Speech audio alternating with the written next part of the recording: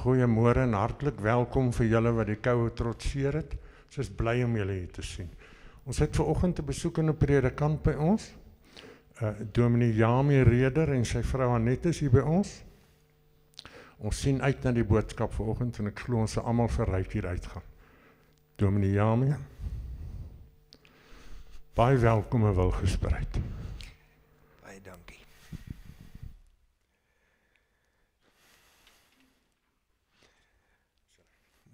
Goeiemôre, liewe vriende.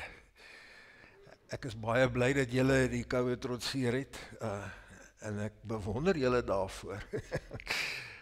Baie dankie vir die voorreg om hier by julle te kan wees. Voor ons begin, kom ons word net 'n oomblik stil. En ons besef in wie se naam ons hier by mekaar is.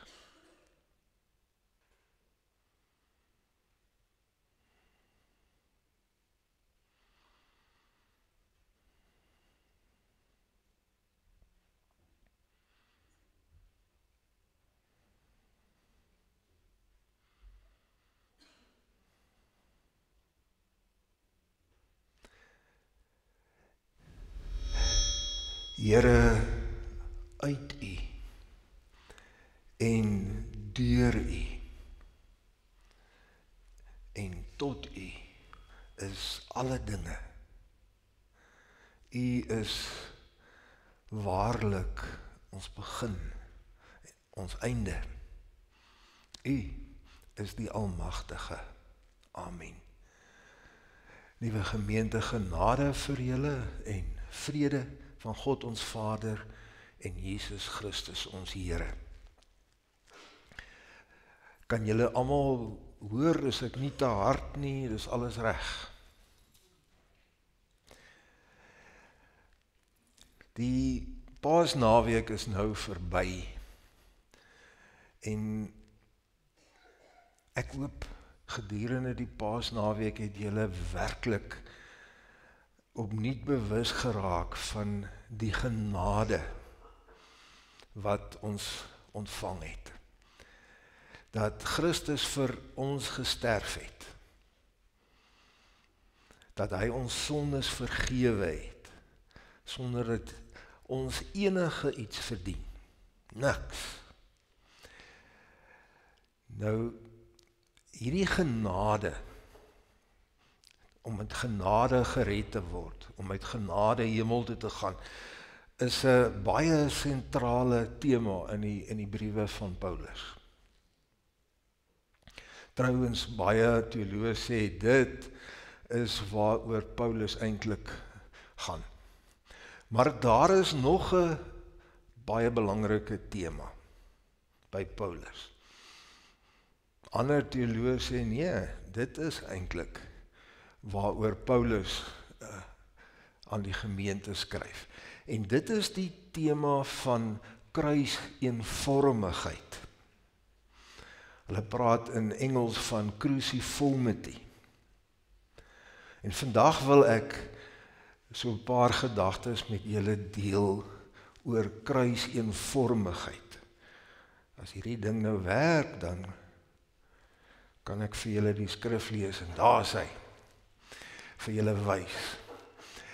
In 1 Korintiërs 2 vers 2 sê Paulus, skryf hy, ek het my voorgeneem om met julle oor niks anders te praat as oor Jesus, daar het ek 'n spelfout, as die Christus en wel oor hom as gekruisigde.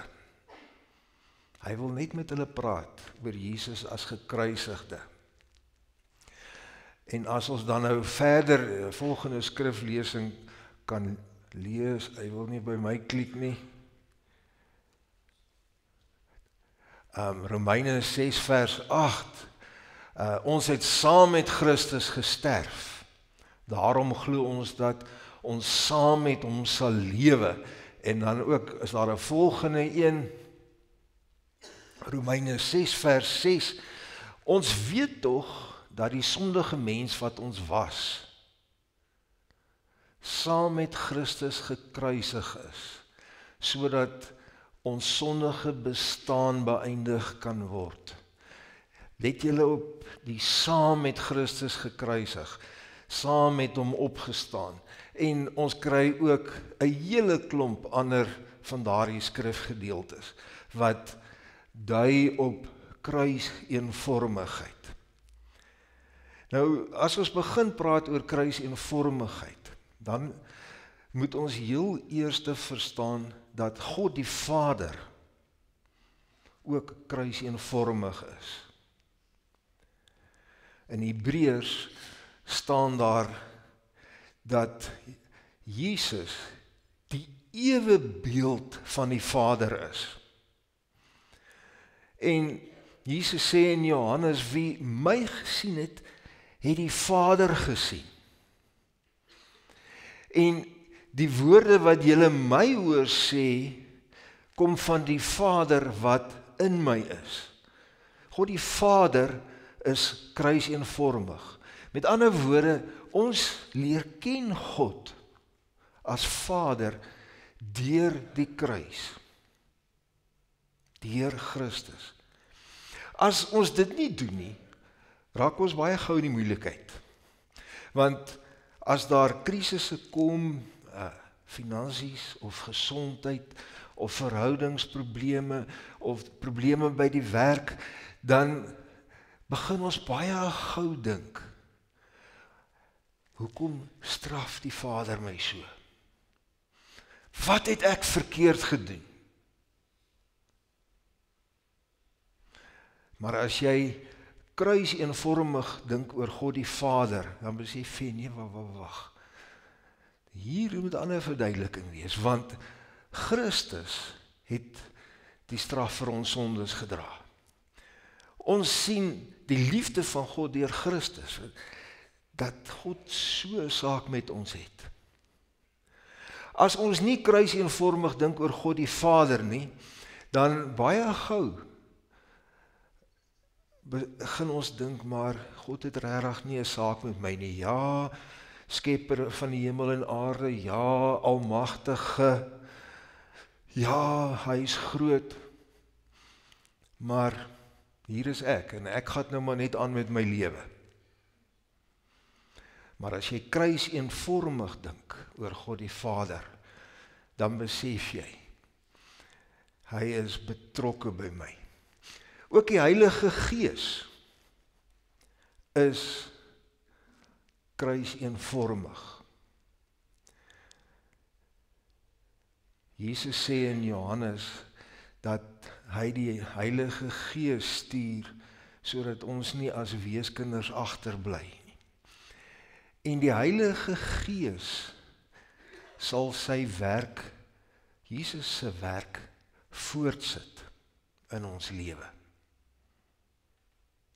Hy sal ons in die waarheid lei. Watter waarheid? Die waarheid wat Jesus vir ons verkondig.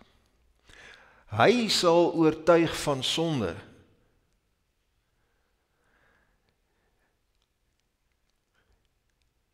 Ons moet kruiseenvormig dink oor die Heilige Gees ook. Want as ons die Heilige Gees losmaak van Jesus, weet julle dan, in alle groot respek, dan raak die Heilige Gees ons heilige genie. Ons persoonlike heilige genie, wat net vir my moet kom sê wat die regte besluit is. Wat moet ek hier doen? Wat moet ek daar doen? Moet ek 'n wit kar koop of 'n silwer een? Watter fabrikaat moet ek koop? Hy moet net vir my die regte woorde op die regte tyd gee. Die Heilige Gees is nie ons persoonlike heilige genie nie. Hy sit Christus se werk voort. Hy sê, Jesus sê in Johannes, die Heilige Gees sal my verheerlik op die wyse wat hy my werk voorsit. Vriende, hoekom is ons hier? Wat is die rede? Hoekom het ons nou gesaak met Christus na al die eeue? Dit is die Heilige Gees wat Christus se saak in jou lewe voortsit. Anderster sou ons almal op die ou end oor Christus gedink het, soos ons oor Jan van Riebeeck dink. Ja, historiese figuur, ja. Hy het mos Kaap toe gekom, nee. So wat? So wat? God die Vader is kruiseenvormig. Wie my sien die Vader, ewebeeld van die Vader. Ek verstaan God as ek na Christus kyk. Die Heilige Gees is kruiseenvormig, sit Christus se werk voort. En ons moet ook dan kruiseenvormig wees. Dit is ons roeping. Nou ek wil graag vir julle 2 voorbeelde gee van kruiseenvormigheid uit die Korinthebrief uit vandag. In 1 Korinte 1 en net so klein bietjie verder lees ons van die verdeeldheid, die bekleierery wat in die Korinte gemeente was. Nou Korinte was een van die grand gemeentes van daai tyd, hulle was welvarend, hulle was een van die groter gemeentes, maar hulle het beklei met mekaar. Daar was 'n Apollos groep, 'n fanklub van Apollos. Nou ons lees dat hy na Jesus in Korinte gekom het. Ons lees dat hy baie goed kon preek en dat hy die skrifte baie goed kon uitlê. En ons lees dat hy die gelowiges in die Korinte gemeente baie lekker gehelp het. En nou was daar 'n Apollos groep, sê nee. Ons is vir Apollos. Hy is ons man. En dan was daar 'n Petrus groep. Nou, ons ken vir Petrus, hy was 'n disipel, een van die 12, hy was die ou wat ook vir Jesus verloon het, net voor die kruisiging, né? Sê, nee, ek ken hom nie, ek ken hom nie. Later was hy ook 'n belangrike figuur in die gemeente van Jerusalem. Nou Jerusalem was ons eintlik nou die moederkerk, né? Hy was nie die leier nie, maar hy was 'n belangrike figuur daar. En nou het hy ook 'n aanhang in die gemeente gehad, want was aan Petrus, né? Nie sommer van hier nie, is 'n belangrike persoon. Hy was een van die disippels.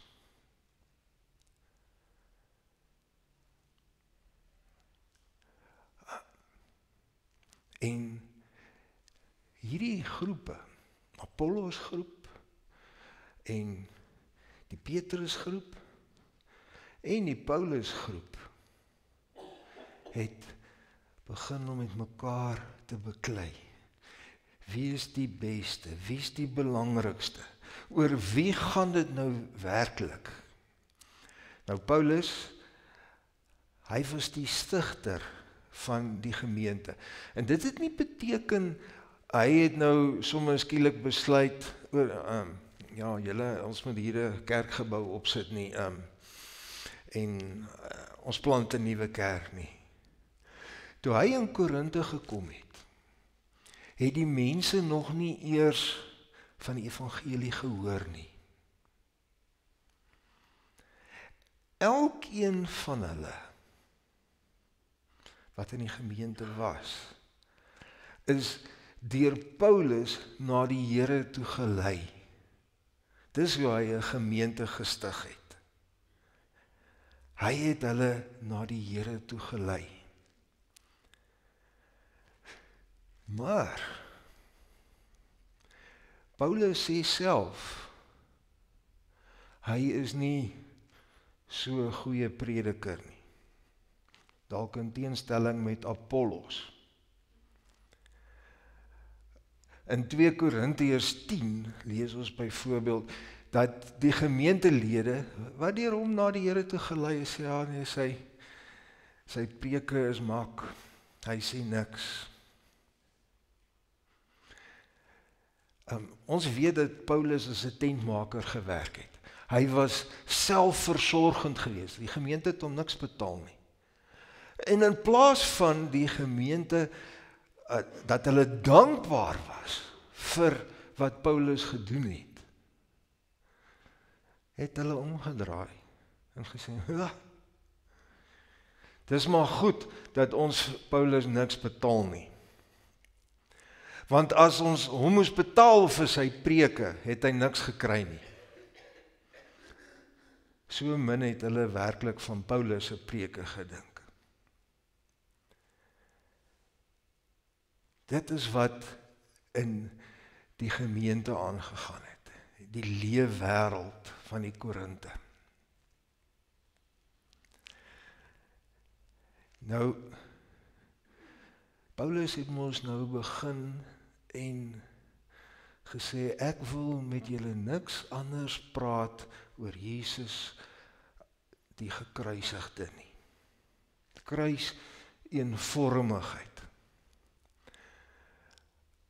Ons moet kruis eenvormig optree. Nou wat sou hy kon gesê het, byvoorbeeld vir Apollos?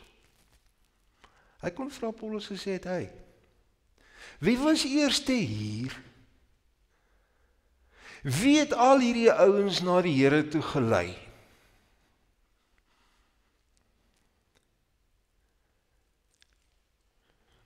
Hy sê vir Apollos kon sê, weet jy, was jy al ooit gestenig? Want net so 'n paar jaar voor hy hierdie brief geskryf het, was Paulus gestenig en vir dood agtergelaat. Ek het so 'n bietjie gaan lees oor steniging. Die ouens wat die klippe gooi, waarvoor mik hulle heel eerste? Kop. Gesig.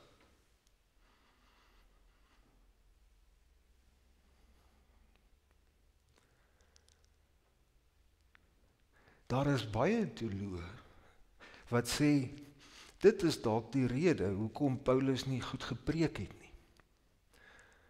Dat sy spraak aangetast was deur hierdie steniging. Hy sou vir Apollos kon sê, hoorie, was jy al gestenig?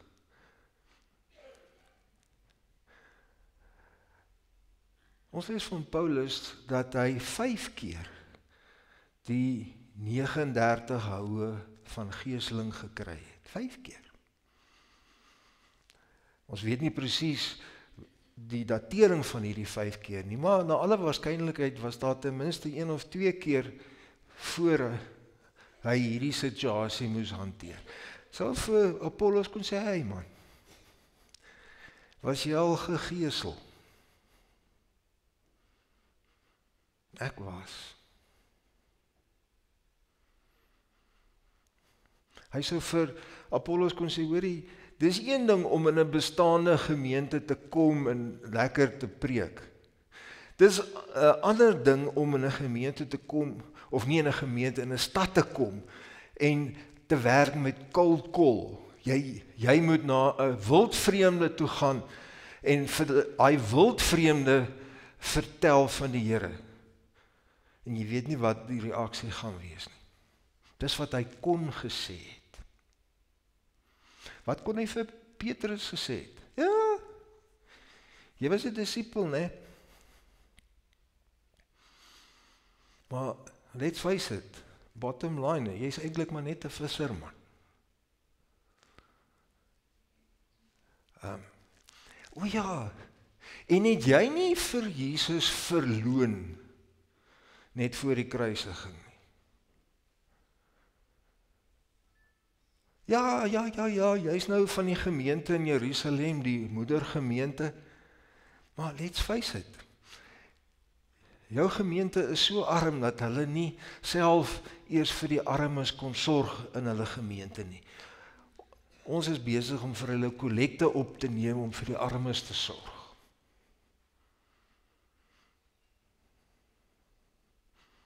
Dis wat hy vir Petrus sou kon sê.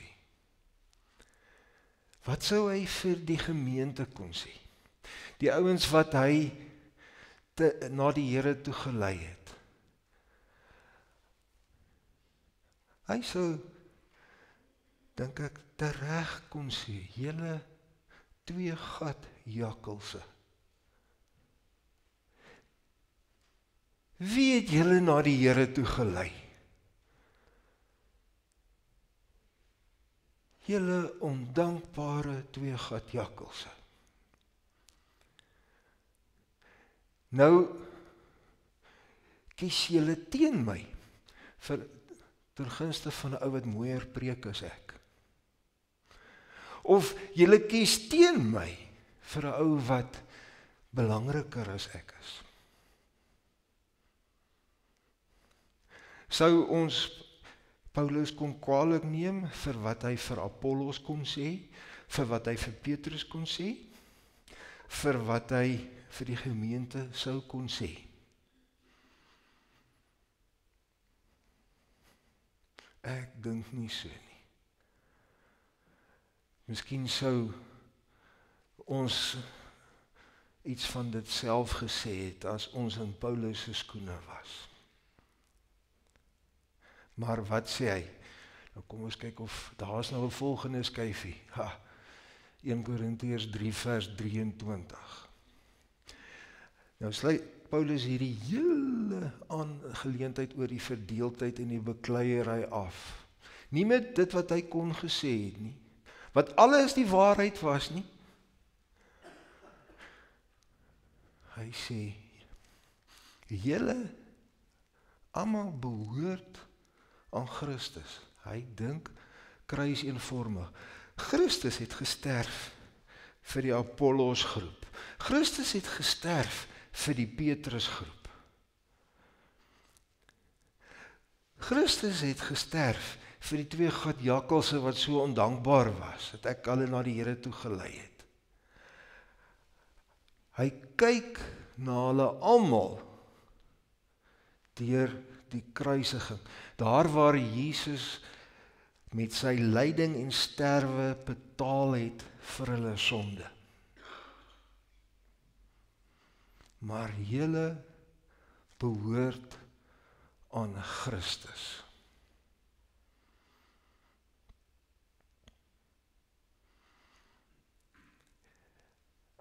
Daar by die werk, daar waar 'n groep nie van jou hou nie. En niks wat jy doen is goed genoeg nie.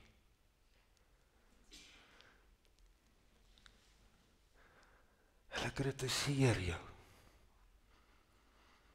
Hulle praat agter jou rug.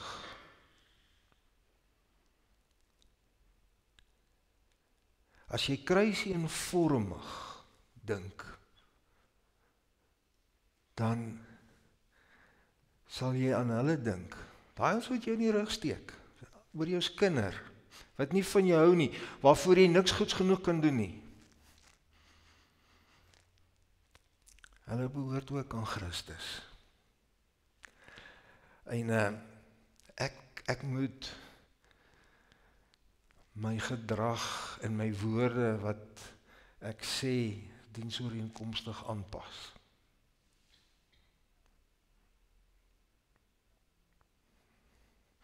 Dink ons so oor sulke mense. Hulle behoort aan Christus.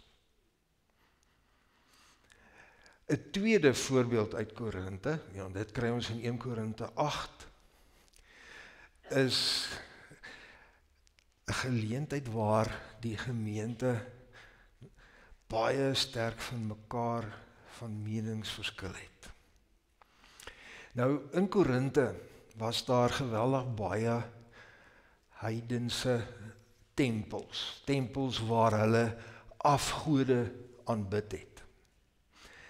En 'n primêre deel van die afgodsaanbidding is om vleis te offer aan die afgode.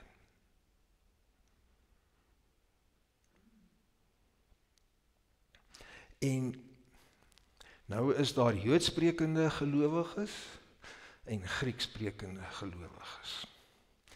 En nou vir die Joodsprekende gelowiges was dit nou nie 'n probleem om van daardie vleis wat aan afgode geoffer is te eet nie, want wat hulle nou doen, hulle het nou hier's 'n geweldige klomp vleis wat nou aan die afgode geoffer is.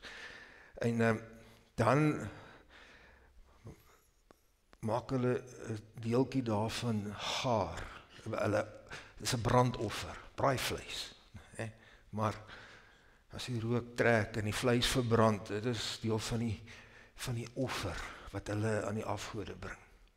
En dan van die vleis wat oorbly, het hulle daar in die tempel 'n feesmaal gehou.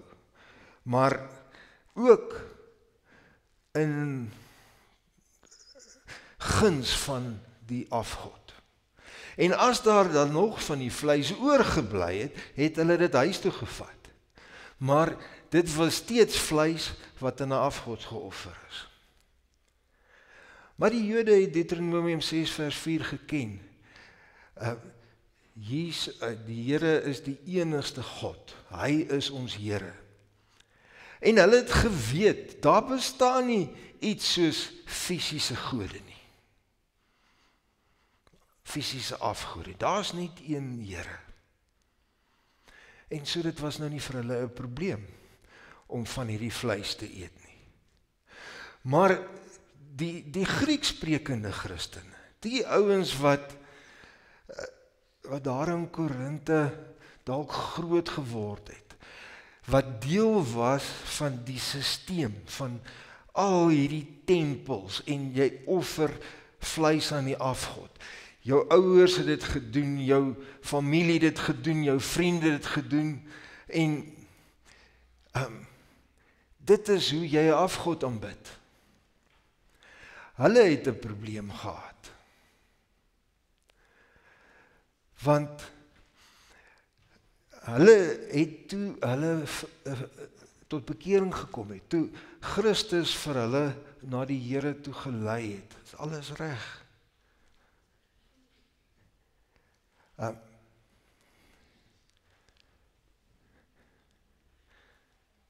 Dit lyk daarom so, nee. Toe Christus hulle na die Here toe gelei het en hulle tot bekering gekom, het hulle letterlik die rug gedraai op al hierdie tempels en die afgode en ook die offergawes, vleisoffergawes, want dit is hoe hulle 'n afgod aanbid het. So, nou, as dit nou 'n geleentheid is waar nou vleis geoffer word aan 'n afgod, dan het hulle gevoel, nee, wag 'n bietjie. Dis asof ek nou weer 'n afgod aanbid.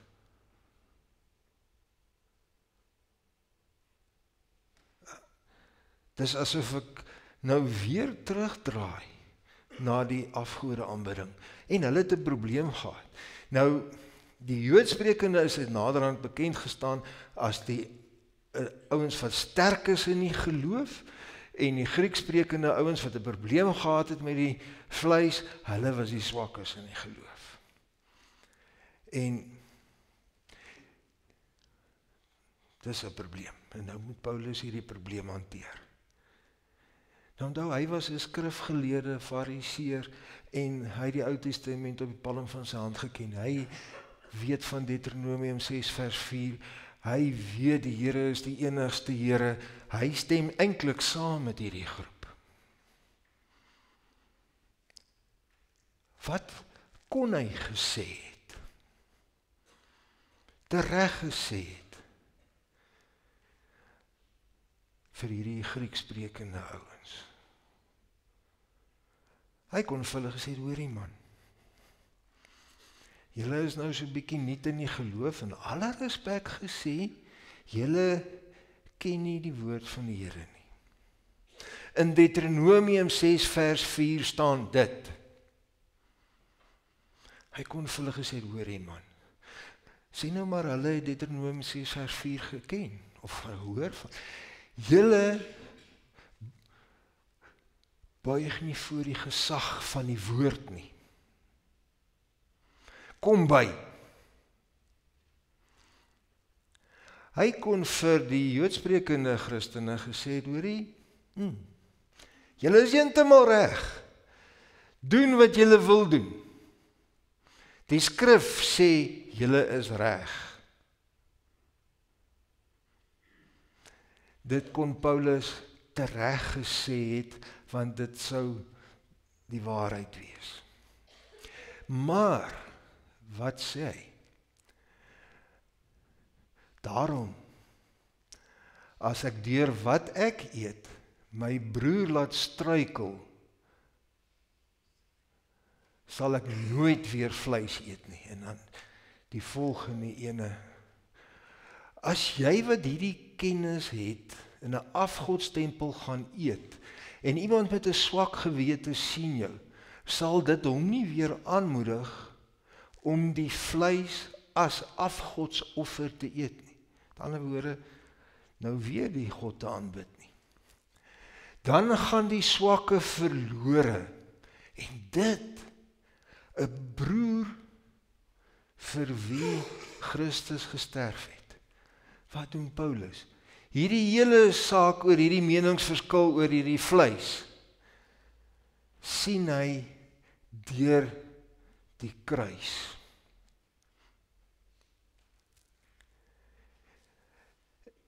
Of julle reg is of nie, broers en susters, en dan sê hy in 1 Korintiërs 8, daar in die begin, kennis pof op, dis soos 'n padda wat hier aan karring en hy blaas so op. Kennis pof op, maar liefde bou op.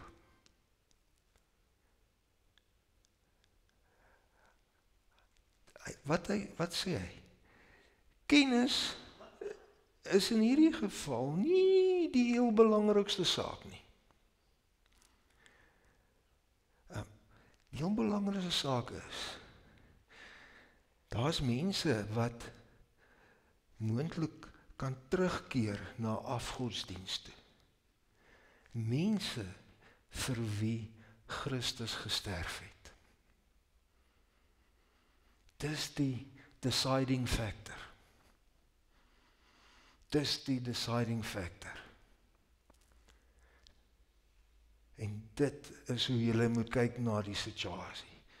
Mense wat verlore kan gaan, vir wie Christus gesterf het. Julle kan 'n struikelblok wees.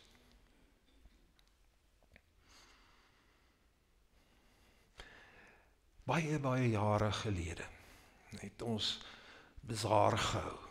Nou was maar al die tradisionele stalletjies gehad, en daar's nou ouens wat wors gebraai het en sosaties gebraai het en groot vure gemaak het. En jong, dis warm agter daai vure.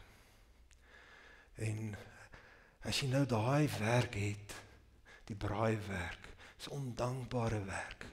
En toe sien ek maar hierdie ouens, het dra elkeen 'n koelerboks aan. Want hulle word so dors. En eers was dit 'n paar biere wat hulle drink. En toe beweeg hulle aan. Toe is dit klippies en coke. En toe raak die voorraad ook nou nog op, want jy kan net soveel in 'n koelerboks inpak. Dan stuur hulle van die ouens gou-gou na 'n drankwinkel toe, wat daar so 1 kilometer was van die gemeente al weg was. Maar daar was 'n ou, wat net die week van tevore by ons begin inskakel het. Hy was 'n alkoholist en hy het vir rehabilitasie gegaan en toe is hy nou 'n gerehabiliteerde alkoholist en so het hy in ons gemeente gekom. En ek sê vir hierdie ouens, ja, maar hulle doen wonderlike werk, hulle braai en dis warm agter die vuur. Ek sê julle broers, julle kan nie so drink hier nie, want hierdie ou, julle gaan vir hom 'n struikelblok wees. Want hy het reg ingezoom op daai stalletjie. En die ouens het gesê,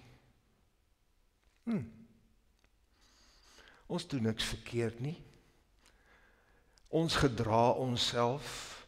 Ons is nie dronk nie. Dis ons reg om te drink wat ons wil drink.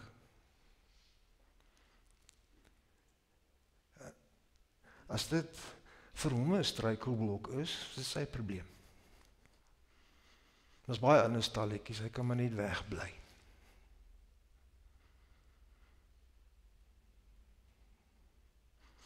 Taf vir hom.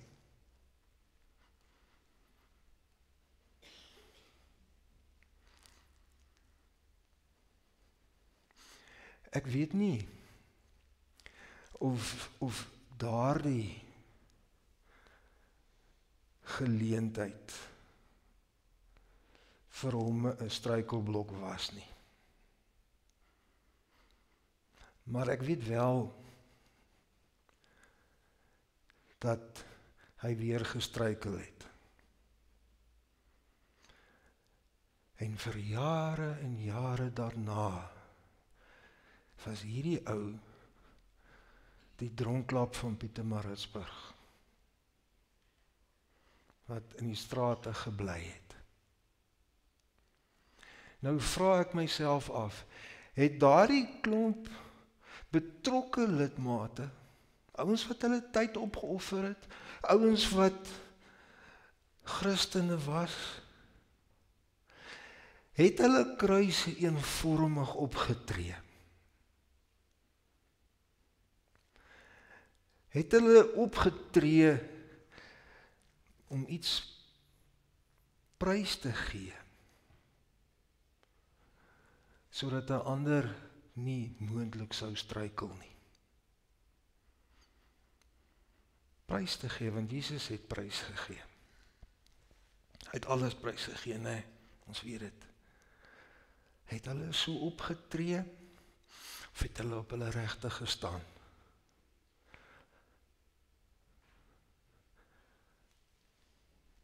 Ek laat die vraag by julle. Nou julle kan baie maklik dink nou, Paulus is nou maar 'n softie, nê? Want hy wil net almal happy hou. Hy sê, ja, onthou broers, ons almal behoort aan die Here, nê?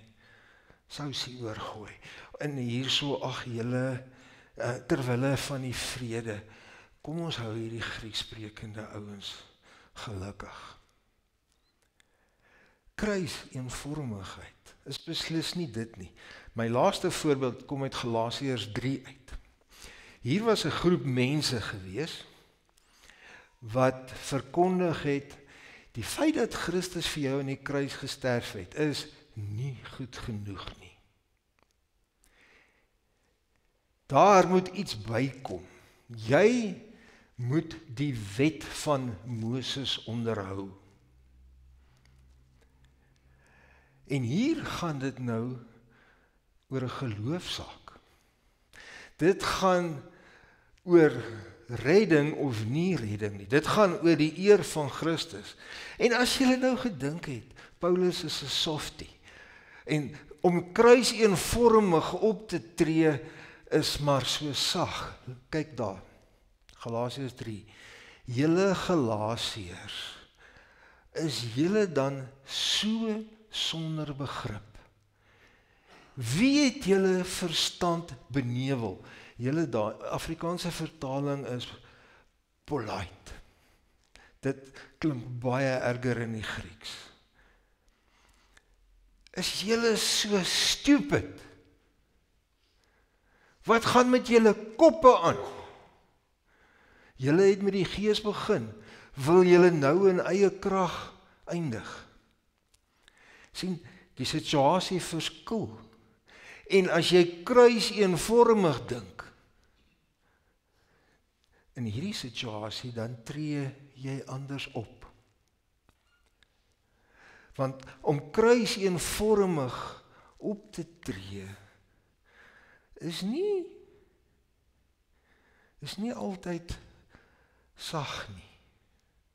Dis nie altyd maklik nie.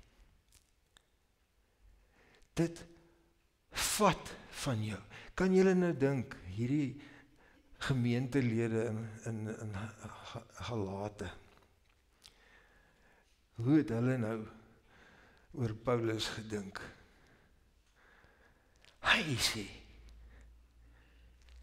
my verstand is benewel. Hy sê, ek is sonder verstand. Hulle moes vir hom smoorkwaad gewees het. Maar hy het kruiseenvormig gedink. En hy moes sê wat hy moes sê.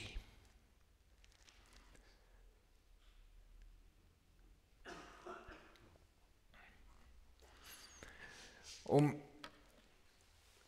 kruiseenvormig te dink, is om na elke situasie, om na elke mens te kyk, deur die kruis, kruisiging, opstanding. Kruisiging, opstanding, dis die kruisgebeure. Jy beoordeel situasies deur die kruisiging en die opstanding. Jy beoordeel mense deur die kruisiging en opstanding. Dit is kruiseenvormigheid. Is dit maklik? Nee.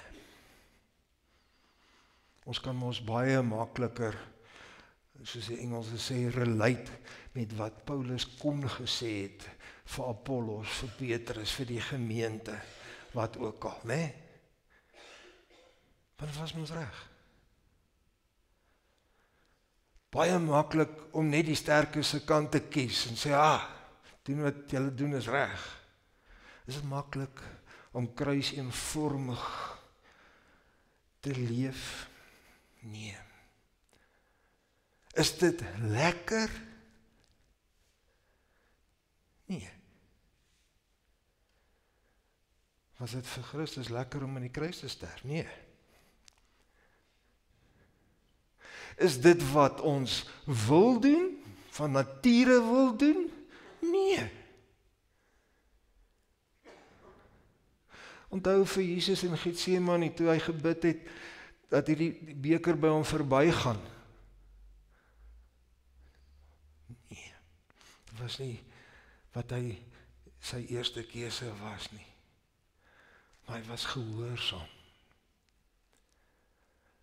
Kruiseenvormig, kyk na mense, kyk na situasies, kyk na probleme, deur die kruis. Jesus het ons gesê, en daar moet 'n laaste skyfie wees, dan van die kruis opneem, is hy daar? Laat ek kyk. Hy het gesê, as iemand my wil navolg, moet hy homself verloon en sy kruis opneem en my volg.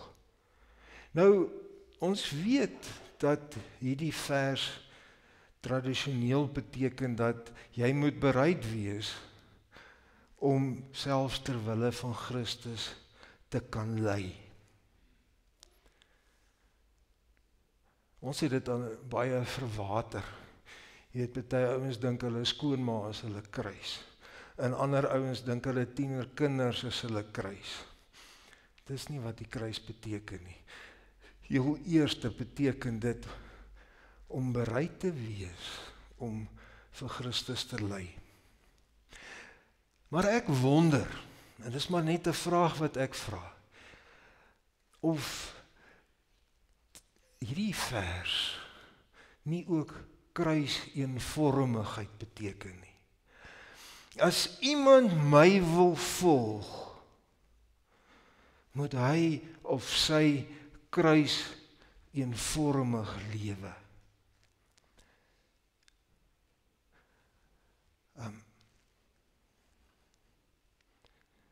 Dit is wat dit beteken om Christus te volg. En dit is wat dit beteken as Paulus sê, ek het my voorgenem om niks anders te verkondig as Christus die gekruisigde in elke situasie nie. Amen. Kom ons bid net saam. Here, ons dank U dat U vir ons aan die kruis gesterf het. En ons het dit gevier. En nou gaan ons aan met ons lewe. En dis vir ons geriefliker om ons lewe in kompartemente te deel. Daar het ons die kruising gevier, nou beweeg ons aan na iets anders. Maar U leer vir ons in U woord dat om U te volg is om kruiseenvormig op te tree. Help ons daarin dat ons eie ek, ons ekkigheid nie bepaal hoe ons teenoor ander optree, wat ons in situasies doen nie.